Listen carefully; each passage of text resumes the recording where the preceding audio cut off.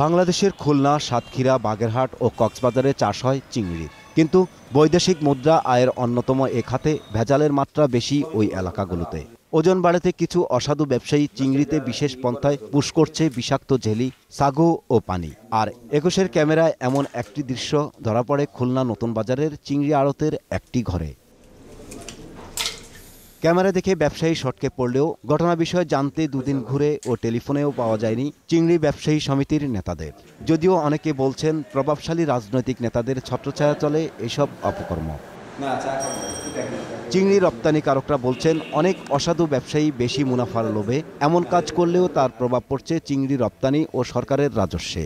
আমাদের এই ট্রেডে খারাপ কিছু মানুষ যারা কখনোই ভালো ছিল না এবং ভবিষ্যতে ভালো হবে কিনা আমার জানা নাই। আপনার একটা পুশ যখন ধরা হয় তাকে যে সাজা বা ফাইন করা হয় সেটা আমার মতে মিনিমাম, এখানে যাবজ্জীবনে আসতে হবে। চিংড়ি মান নিয়ন্ত্রণ কর্মকর্তা দাবি করেন পুশ ঠেকাতে মোবাইল কোর্ট পরিচালনা করেও আটকাতে পারছে না অসাধুদের। পুলিশ দিয়ে বা আইন দিয়ে অনেক কিছু করা যায় না সময়, তবে আইনও দরকার আছে। আইনও কঠোর করতে হবে, সাথে সাথে আমাদের জনসচেতনতা বাড়াতে হবে। যদি মানুষ সচেতন হয় তাহলে একজন অপরাধ করতে গেলে সে তাকে নিবৃত্ত করে এবং ধরায় দেবে তাকে, কিন্তু আমাদের এই সচেতনতা কিন্তু এখন আসেনি। রপ্তানিকারকদের দাবি পুশ করা ব্যক্তিদের সর্বোচ্চ শাস্তি না হওয়ায় তারা উৎসাহিত হচ্ছেন দিন দিন। তাই সরকারকে এগিয়ে আসতে হবে এসব অপরাধীর সর্বোচ্চ আইনের মুখোমুখি করতে। ফারুক হোসেন, 21 টেলিভিশন, খুলনা।